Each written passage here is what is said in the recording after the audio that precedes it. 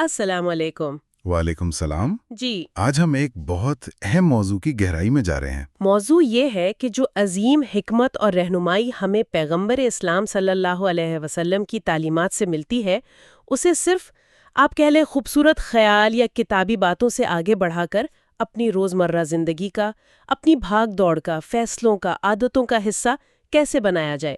بہت اہم سوال ہے، کیونکہ یہ صرف خواہش نہیں بلکہ ایک عملی چیلنج ہے۔ جی، اور ہماری آج کی گفتگو کا مرکز ظہیر احمد میر صاحب کی کتاب محمد صلی اللہ علیہ وسلم AI کے دور میں ہر ایک کے لیے کامیابی کا لازوال نمونہ کا ایک خاص حصہ ہے، اچھا، جو عملی طریقوں پر بات کرتا ہے، جیسے ورک شیٹس، ٹیمپلیٹس۔ ان کے ذریعے حکمت کو زندگی میں کیسے اتاریں؟ یعنی عملی اوزار۔ ٹولز۔ بالکل۔ تو آج سمجھنے کی کوشش کریں گے کہ کیا یہ جو سادہ سے نظر آنے والے اوزار ہیں، کیا یہ واقعی قرآن و سنت کی گہری تعلیمات کو مستقل اپنانے میں مدد دے سکتے ہیں؟ اور یہ کہ بڑے نظریات کو چھوٹے، قابل عمل، روزمرہ کے قدموں میں کیسے ڈالا جائے؟ بالکل رہتی۔ جی، مستقل مزاجی نہیں رہتی۔ کیوں؟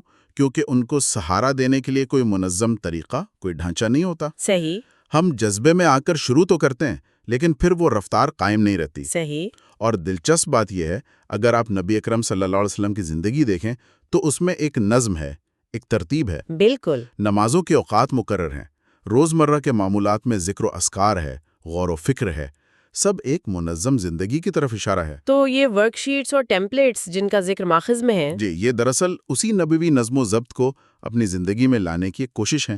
آپ کہہ سکتے ہیں یہ خود احتسابی یعنی سیلف اکاؤنٹیبلٹی اور خود نگہبانی سیلف مانیٹرنگ کے جدید اوزار ہیں، اچھا، جو نیت کو عمل میں اور پھر عمل کے تسلسل میں بدلنے کا ذریعہ بن سکتے ہیں۔ یعنی خیالات کو ٹھوس شکل دینا۔ بالکل۔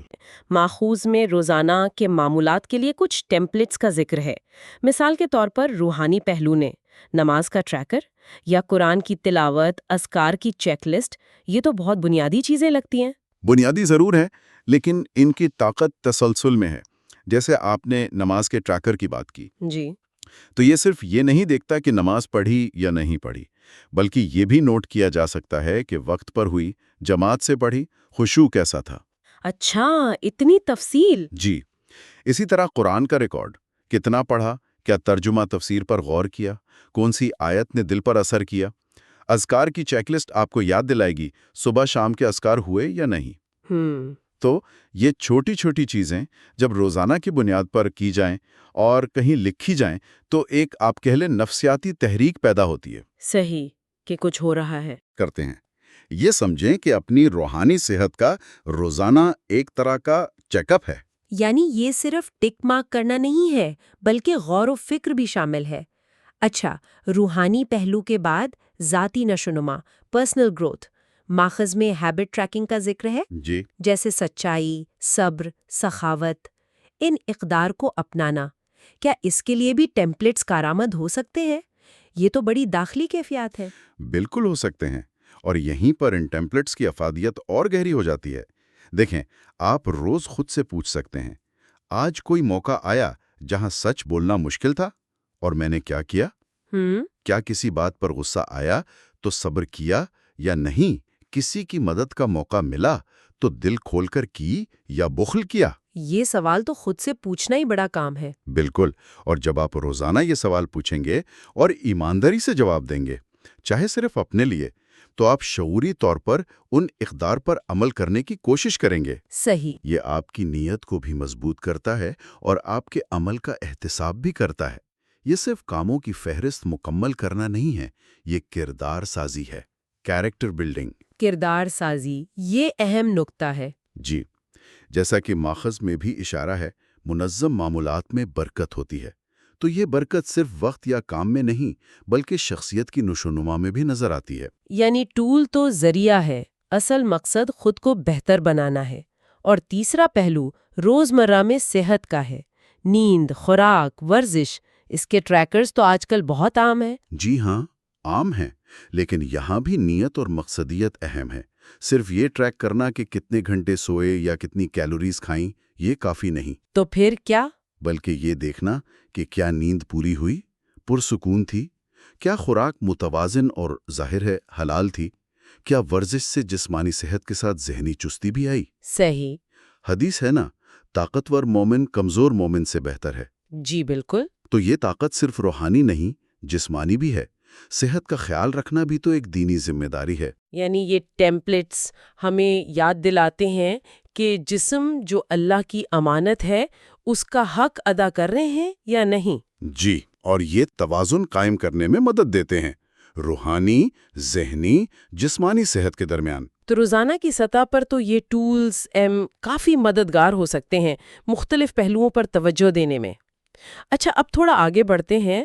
طویل مدتی منصوبہ بندی، ماخوذ میں ہفتہ وار اور ماہانہ ورک شیٹس کا ذکر ہے. مجھے یہ جاننا ہے کہ یہ روزانہ کے ٹریکر سے کیسے مختلف ہیں، ان میں کیا گہرائی ہے؟ یہاں زاویہ تھوڑا بدل جاتا ہے. روزانہ کے ٹریکرز زیادہ تر فوری ایکشنز، عادات پر فوکسڈ ہوتے ہیں. ٹھیک. ہفتہ وار اور ماہانہ ورک شیٹس آپ کو ایک قدم پیچھے ہٹنے کا موقع دیتی ہیں. آپ اپنی زندگی کی مجموعی سمت، اس کی کیفیت پر غور کرتے ہیں. اچھا، کیسے؟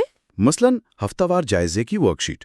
اس میں آپ صرف یہ نہیں دیکھتے کہ کیا کام ہوئے، بلکہ آپ یہ سوچتے ہیں کہ اس ہفتے کن نعمتوں پر خاص شکر گزاری محسوس ہوئی. شکر گزاری کی لسٹ. جی، کیا اہم کامیابیاں ملیں، چھوٹی ہی صحیح، کون سے چیلنجز آئے، ان سے کیا سیکھا، کن رشتوں پر توجہ دینی ہے.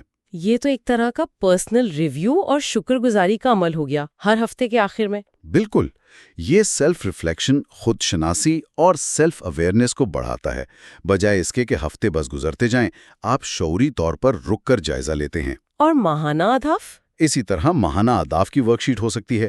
یہاں شاید آپ کچھ بڑے اہداف رکھیں، مثلاً اس مہینے خدمت خلق کا کوئی خاص کام کرنا ہے. جیسے؟ ہو سکتا ہے کسی کی مالی مدد کا منصوبہ ہو، یا کسی علمی کام کو مکمل کرنا ہو، کوئی کتاب پڑھ کر اس کے نوٹس بنانے ہوں، یا صدقہ و خیرات کے لیے ایک مخصوص رقم نکالنی ہے. یعنی یہ آپ کو اپنی توانائیوں کو زیادہ بامقصد طریقے سے لگانے میں مدد دیتی ہوں. جی، یہ ورک شیٹس ہمیں صرف کام یاد نہیں دلاتی، بلکہ ہماری ویلیوز، ہماری ترجیحات کو عملی شکل دینے میں مدد کرتی ہیں. اور اگر ہم اسے اسلامی تعلیمات کے بڑے تناظر میں دیکھیں تو دیکھیں، ہفتے وار اجتماع یعنی نماز جمعہ، وہ بھی تو ایک طرح کا اجتماعی جائزہ اور تجدید عہد کا موقع ہے. صحیح. ماہانہ صدقات کی بھی ترغیب ہے. مستقل غور و فکر تو ہے ہی دین کا حصہ. تو یہ ورک شیٹس ان تعلیمات کو ہماری انفرادی زندگی میں ایک منظم طریقے سے لانے کا ذریعہ ہے. یہ ہمیں یاد دلاتی ہیں کہ روزمرہ کی بھاگ دوڑ میں گم نہ ہوں، بلکہ بڑے مقاصد کو بھی سامنے رکھیں. بالکل. لیکن یہاں ایک چیلنج بھی ہے. وہ کیا ہے؟ چیلنج یہ ہے کہ ان جائزوں اور اہداف کے تعین میں خود کو دھوکہ نہ دیا جائے. یعنی ایمانداری؟ جی، ایمانداری سے اپنی کارکردگی دیکھنا اور حقیقت پسند آنا، ریئلسٹک اہداف مقرر کرنا. یہ ورک شیٹس تبھی مؤثر ہوں گی جب سنجیدگی اور خلوص نیت سے استعمال کی جائیں، صرف خانہ پوری نہ ہو. یہ نکتہ بہت اہم ہے. اچھا، اب یہاں سے ایک اور بڑے دلچسپ پہلو کی طرف آتے ہیں جس کا ذکر ماخذ میں ہے. وہ ہے قیادت یعنی لیڈرشپ اور فیصلہ سازی ڈیسیژن میکنگ کے لیے ٹیمپلیٹس کا استعمال. جی، یہ سن کر مجھے تھوڑی حیرت ہوئی کہ اتنے عملی انتظامی معاملات میں بھی نبوی حکمت کی بنیاد پر ٹیمپلیٹس بن سکتے ہیں. جی، اور یہ اس بات کی دلیل ہے کہ نبوی حکمت صرف ذاتی عبادات یا اخلاق تک محدود نہیں ہے، بلکہ زندگی کے تمام شعبوں کا احاطہ کرتی ہے. بالکل، بشمول انتظامی اور قائدانہ ذمہ داریاں. لیڈرشپ میں فیصلے کرنے ہوتے ہیں، لوگوں سے کام لینا ہوتا ہے، وسائل استعمال کرنے ہوتے ہیں. ان سب میں رہنمائی موجود ہے. مثال کے طور پر ماخذ میں فیصلہ سازی کے معیار یعنی ڈیسیژن میکنگ کرائیٹیریا کے ٹیمپلیٹ کا ذکر ہے. جی، کہ کوئی بھی اہم فیصلہ کرنے سے پہلے کچھ سوالات خود سے پوچھنا، جیسے کیا یہ فیصلہ اللہ کی رضا کے مطابق ہے؟ کیا یہ عدل و انصاف پر مبنی ہے؟ کیا اس کے اثرات پائیدار سسٹینیبل ہوں گے؟ یہ تو بہت پاورفل سوالات ہیں. یقیناً. آج کی تیز دنیا میں جہاں فوراً فیصلے کرنے کا پریشر ہوتا ہے، یہ معیار ایک اینکر کا کام کر سکتے ہیں. صحیح. یہ آپ کو صرف فوری فائدے یا نقصان سے آگے بڑھ کر فیصلے کے اخلاقی اور لمبے عرصے کے اثرات پر غور کرنے پر مجبور کرتے ہیں. ایک لیڈر کے لیے یہ ایک طرح کی مورل کمپس ہیں. اور ٹیمپلیٹ کی شکل میں ہونے کا فائدہ یہ ہے کہ آپ بھولیں گے نہیں. جی، باقاعدہ ان پر غور کریں گے، یہ پروسیس کا حصہ بن جائیں گے. اب پھر شورا شیٹ کا تصور ہے۔ اسلام میں مشورے کی اہمیت تو بہت ہے، لیکن اسے عملی طور پر کیسے منظم کریں؟ یہ شیٹ شاید اس میں مدد دیتی ہے۔ بالکل، شورا یا مشاورت صرف یہ نہیں کہ کسی سے بھی پوچھ لیا۔ اہم یہ ہے کہ کس معاملے میں کس سے مشورہ لیا جائے۔ کیا وہ شخص اس معاملے میں علم رکھتا ہے، تجربہ، دیانتداری؟ تو شورا شیٹ آپ کو یہ پلان کرنے میں مدد دے سکتی ہے کہ کسی خاص فیصلے کے لیے کن لوگوں سے مشورہ کرنا ٹھیک رہے گا۔ ان کے نام لکھنا، ان سے کیا سوال پوچھنے ہیں، ان کی رائے نوٹ کرنا اور پھر ان آراء کی روشنی میں فیصلہ کرنا۔ یہ تو مشورے کے عمل کو زیادہ منظم اور شفاف بنا دیتا ہے۔ جی، اور مؤثر بھی۔ یہ صرف رسمی کارروائی نہیں رہتی، بلکہ ایک سوچا سمجھا عمل بن جاتا ہے۔ بہت عملی طریقہ ہے۔ اور پھر تفویض اختیار یعنی ڈیلیگیشن، ذمہ داریاں سونپنے کا ٹیمپلیٹ، ماخذ میں نبی اکرم صلی اللہ علیہ وآلہ وسلم کی مثال ہے کہ کیسے آپ نے صحابہ کو گورنر، معلم، کمانڈر مقرر کیا۔ یہ یقیناً کسی منظم طریقے سے ہوتا ہوگا۔ جی ہاں، مؤثر لیڈرشپ کا ایک اہم پہلو ہے کہ صحیح کام کے لیے صحیح بندہ چننا، اور پھر اسے ضروری اختیارات اور وسائل دینا، ساتھ میں جواب دہی، اکاؤنٹیبلٹی کا نظام بھی ہو۔ صحیح۔ تو ڈیلیگیشن کا ٹیمپلیٹ اسی پروسیس کو منظم کرنے میں مدد دے سکتا ہے۔ اس میں واضح ہو سکتا ہے کہ کس کو کیا ذمہ داری دی جا رہی ہے، اس کا دائرہ کار کیا ہے، مقاصد کیا ہیں، اختیارات کیا ہیں، وہ کس کو جوابدہ ہوگا، کارکردگی کیسے جانچی جائے گی۔ اس سے تو ابہام دور ہوتا ہے اور کام بھی بہتر ہوتا ہے۔ بالکل، کام کی رفتار بھی اور معیار بھی۔ یہ نبوی حکمت کے انتظامی پہلوؤں کا عملی اطلاق ہے۔ تو یہ جو قیادت کے ٹیمپلیٹس ہیں، یہ دراصل نبوی اصولوں جیسے عدل، شورا، امانت داری، ان کو انتظامی ڈھانچوں میں، سسٹمز میں سمونے کی کوشش ہیں۔ بالکل درست کہا آپ نے۔ یہ صرف کام کو مؤثر بنانے کے لیے نہیں، بلکہ اخلاقی طور پر درست طریقے سے کرنے کے لیے بھی ہیں۔ جی، یہ اس خیال کو تقویت دیتے ہیں کہ حکمت صرف ذاتی زندگی کا معاملہ نہیں، بلکہ اسے نظاموں اور اداروں میں بھی نافذ کیا جا سکتا ہے۔ اور یہ ٹیمپلیٹس ان لازوال اصولوں کو آج کے دور کے مطابق عملی شکل دینے میں مددگار ہو سکتے ہیں۔ بالکل، یہ محض فارم بھرنا نہیں، بلکہ سوچنے کا ایک منظم طریقہ اپنانا ہے۔ اچھا، تو اگر ہم اس ساری گفتگو کا خلاصہ کریں تو کیا ہم یہ کہہ سکتے ہیں کہ یہ جو بظاہر سادہ سے اوزار ہیں، ورک شیٹس، ٹیمپلیٹس، ٹریکرز، جی، یہ دراصل پیغمبرانہ تعلیمات اور حکمت کو صرف خیالات کی دنیا سے نکال کر ہماری روزمرہ کی عادات، ہفتہ وار جائزوں، ماہانہ پلاننگ اور یہاں تک کہ لیڈرشپ کے فیصلوں اور طریقوں میں مستقل طور پر شامل کرنے کے لیے اہم طاقتور معاون ہو سکتے ہیں؟ ہاں، خلاصہ یہی ہے کہ یہ اوزار ایک پل کا کام کر سکتے ہیں ہمارے آئیڈیلز اور ہماری عملی زندگی کے درمیان۔ ایک پل؟ جی، یہ ایک ڈھانچہ دیتے ہیں، ایک سمت دیتے ہیں، ٹریک پر رہنے میں مدد کرتے ہیں۔ لیکن، اور یہ بہت اہم نکتہ ہے، جی، یہ اوزار خود کوئی جادو کی چھڑی نہیں ہے۔ اصل تبدیلی، اصل فائدہ تبھی ہوتا ہے جب ان کے استعمال کے پیچھے نیت خالص ہو۔ اچھا، اور پھر اس نیت کو مستقل عمل میں ڈھالنے کا پکا ارادہ اور کوشش ہو۔ اوزار صرف اس کوشش کو منظم اور آسان بناتے ہیں۔ یعنی نیت، عمل اور پھر عمل کا تسلسل، یہ سب مل کر تبدیلی لاتے ہیں۔ ٹولز صرف مددگار ہیں۔ بالکل، اور شاید اس گفتگو کے آخر میں سننے والوں کے لیے ایک سوچنے کی بات یہ ہو سکتی ہے جی، کہ وہ اپنی زندگی کا جائزہ لیں۔ کیا کوئی ایسا خاص پہلو ہے، چاہے وہ روحانی عبادات ہوں، کوئی ذاتی عادت جسے بدلنا چاہتے ہوں، صحت کا معاملہ ہو یا کام یا گھر میں ان کا لیڈرشپ رول، جہاں اس طرح کا منظم انداز، اس طرح کا کوئی سادہ سا ٹول سب سے زیادہ فائدہ دے سکتا ہے؟ یعنی ہر چیز کو ایک ساتھ بدلنے کی کوشش نہ کی جائے؟ بالکل، ضروری نہیں ہے۔ شاید آغاز کسی ایک چھوٹی سی چیز سے کیا جا سکتا ہے، کوئی ایک ایسی نبوی تعلیم یا حکمت جسے اپنی زندگی میں زیادہ گہرائی سے اتارنا چاہتے ہیں، اس کے لیے آج ہی ایک سادہ سا ٹریکر یا چیک لسٹ بنانے کا سوچا جائے۔ یہ پہلا قدم ہو سکتا ہے۔ یقیناً، ایک چھوٹا منظم قدم اگر مستقل مزاجی سے اٹھایا جائے تو وقت کے ساتھ بڑے مثبت نتائج لا سکتا ہے۔ تو سوچنے کی دعوت یہ ہے کہ وہ پہلا چھوٹا مگر بامقصد قدم کیا ہو سکتا ہے؟ وہ کون سی ایک چیز ہے جس پر آج سے ہی ایک منظم طریقے سے عمل شروع کیا جا سکتا ہے، تاکہ حکمت صرف ذہن میں نہ رہے بلکہ زندگی میں نظر آئے۔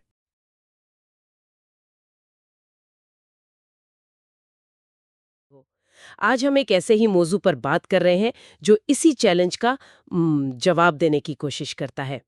ہمارے پاس ظہیر احمد میر کی کتاب محمد صلی اللہ علیہ وآلہ وسلم اے آئی دور میں ہر ایک کے لیے کامیابی کا لازوال ماڈل کے کچھ اہم اقتباسات ہیں۔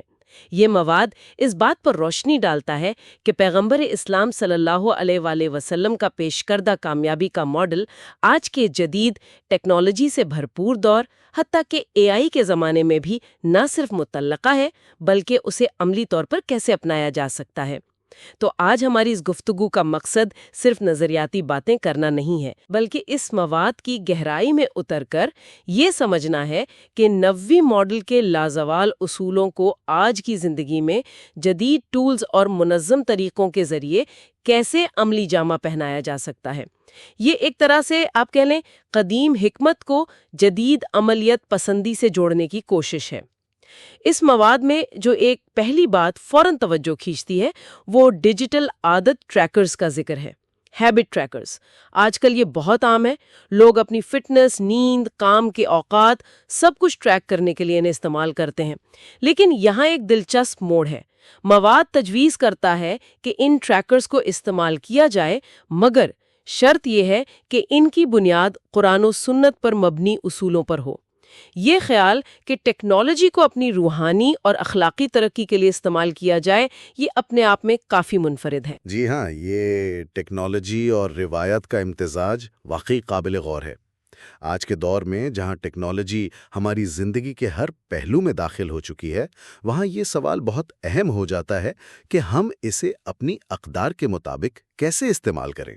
معاہدہ کا یہ نقطہ کہ عادت ٹریکر کی بنیاد روحانی اصولوں پر ہو، یہ دراصل ٹیکنالوجی کو محض ایک ٹول سے بڑھ کر اپنی اصلاح اور ترقی کا ذریعہ بنانے کی دعوت ہے۔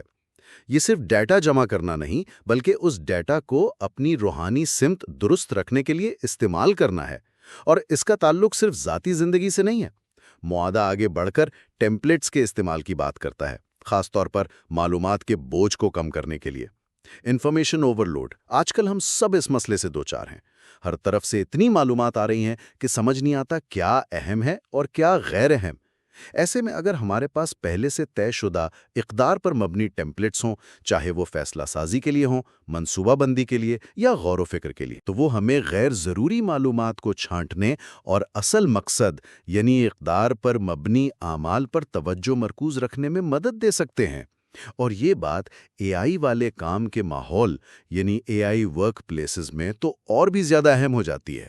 جہاں مشینیں تیزی سے ڈیٹا پروسیس کر رہی ہیں اور فیصلے کرنے میں مدد دے رہی ہیں، وہاں انسانی عنصر یعنی اخلاقیات اور اقدار کو برقرار رکھنا ایک چیلنج ہے۔ مواد کا یہ اشارہ کہ ٹیمپلیٹس ٹیموں کو اخلاقی اور جوابدہ رکھنے میں مدد دے سکتے ہیں، یہ بہت بروقت ہے۔ یہ ٹیمپلیٹس ایک مشترکہ فریم ورک فراہم کر سکتے ہیں جس سے ٹیم کے تمام اراکین اس بات کو یقینی بنا سکیں کہ ان کے فیصلے اور اعمال ان کی بنیادی اقدار کے مطابق ہیں۔ یہ صرف کارکردگی بڑھانے کا نہیں، بلکہ صحیح سمت میں کارکردگی بڑھانے کا ذریعہ بن سکتے ہیں۔ یہ واقعی ایک عملی زاویہ ہے، یعنی ٹیکنالوجی اور اسٹرکچرڈ طریقوں کو اپنی اقدار کے ساتھ ہم آہنگ کرنا، اور اسی عملیت پسندی کو آگے بڑھاتے ہوئے مواد ایک بہت ہی ٹھوس اور ذاتی مشق تجویز کرتا ہے۔ ایک ذاتی عملی جرنل بنانا، پرسنل پریکٹیکل جرنل، اور اس کی ساخت بھی بتائی گئی ہے جس کے 3 بنیادی حصے ہیں۔ پہلا حصہ روزانہ کی بنیاد پر ہے۔ اس میں روزمرہ کی عبادات اور عادات کا ریکارڈ رکھنا شامل ہے، جیسے نماز کی پابندی، قرآن پاک کی تلاوت، ذکر و اذکار یا کوئی بھی ایسی مثبت عادت جسے ہم اپنانا چاہتے ہیں۔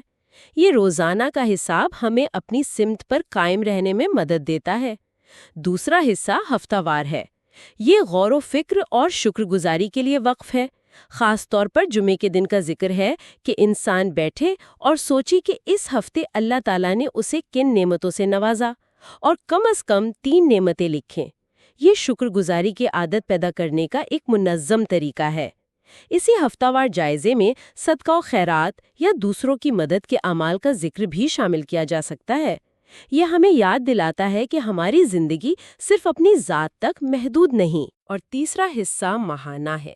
اس میں زیادہ بڑے تناظر میں جائزہ لینا شامل ہے، جیسے مہینے کے اہداف کیا تھے اور ان پر کتنا عمل ہوا، خدمت خلق کے کن کاموں میں حصہ لیا، علم حاصل کرنے یا اپنی صلاحیتوں کو بہتر بنانے کے لیے کیا کوششیں کی۔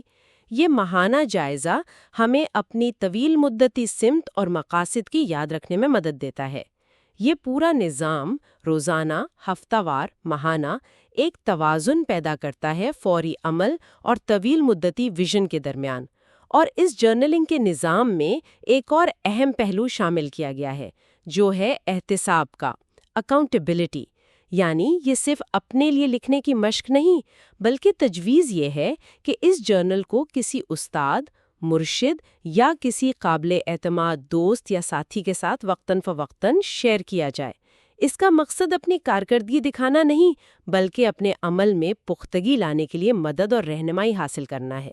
یہ بیرونی احتساب ہمیں ٹریک پر رہنے اور سستی سے بچنے میں مدد دے سکتا ہے۔ بالکل درست۔ اور اس پورے جرنلنگ سسٹم اور منظم معمولات، سٹرکچرڈ روٹینز کی تجویز کے پیچھے ایک گہری حکمت پوشیدہ ہے، جس کا ذکر مواد میں بھی کیا گیا ہے۔ مواد واضح کرتا ہے کہ حکمہ محض نظریاتی علم یا اچھی باتوں کو جان لینے کا نام نہیں ہے۔ حقیقی حکمت تب عملی شکل اختیار کرتی ہے جب اسے منظم معمولات اور مستقل عمل کے ذریعے زندگی کا حصہ بنایا جائے۔ ورنہ اچھے خیالات تو بہت آتے ہیں، لیکن وہ زندگی میں تبدیلی نہیں لاتے۔ یہ نقطہ ہمیں براہ راست رسول اللہ صلی اللہ علیہ وسلم کی سیرت کی طرف لے جاتا ہے۔ ان کی زندگی میں ہمیں روحانیت کی گہرائی بھی نظر آتی ہے، اور ساتھ ہی معاملات، عبادات اور اجتماعی زندگی میں ایک غیر معمولی نظم و ضبط بھی۔ وہ غور و فکر بھی کرتے تھے، اللہ کو کثرت سے یاد بھی کرتے تھے، لیکن ساتھ ہی ان کی نمازوں کے اوقات مقرر تھے، ان کے دن کے معمولات میں ایک ترتیب تھی، وہ معاہدوں کی پابندی کرتے تھے اور اجتماعی معاملات کو منظم انداز میں چلاتے تھے۔ یہ روحانیت اور نظم و ضبط کا حسین امتزاج ہی ان کی کامیابی کی کنجی تھی۔ لہٰذا یہ جو ورک شیٹس، ٹیمپلیٹس اور جرنلنگ کے طریقے اس مواد میں تجویز کیے گئے ہیں، انہیں صرف کاغذ کے ٹکڑے یا فارم سمجھنا ایک سطحی بات ہوگی۔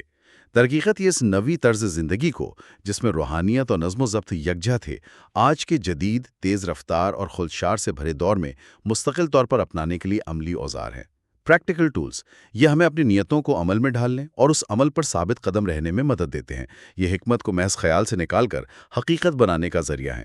یہ واقعی ایک اہم وضاحت ہے کہ یہ اوزار دراصل حکمت کو عملی جامہ پہنانے کے لیے ہیں۔ یہ صرف ٹاسک مینجمنٹ نہیں، بلکہ ایک گہرے مقصد سے جڑا ہوا عمل ہے۔ اور اسی عملیت پسندی کو مزید آگے بڑھاتے ہوئے مواد میں کچھ اور بھی ٹھوس اور فوری طور پر قابل عمل تجاویز دی گئی ہیں۔ مثال کے طور پر ایک تجویز یہ ہے کہ اگلے 30 دنوں کے لیے اپنی نمازوں کی پابندی اور قرآن پاک کی تلاوت کا ایک ذاتی ٹریکر خود ڈیزائن کریں۔ یہ عمل یعنی خود ڈیزائن کرنا اس میں ملکیت کا احساس پیدا کرتا ہے، اونرشپ۔ یہ صرف ایک خانہ پوری نہیں رہتی، بلکہ اپنی روحانی صحت کی طرف ایک ذاتی قدم بن جاتا ہے۔ اسی طرح ہفتہ وار شکر گزاری کی فہرست بنانے کی جو بات پہلے آئی تھی، اسے مزید واضح کیا گیا ہے کہ ہر جمعہ کو بیٹھ کر کم از کم وہ 3 نعمتیں ضرور لکھی جائیں جن پر دل سے شکر نکلتا ہو۔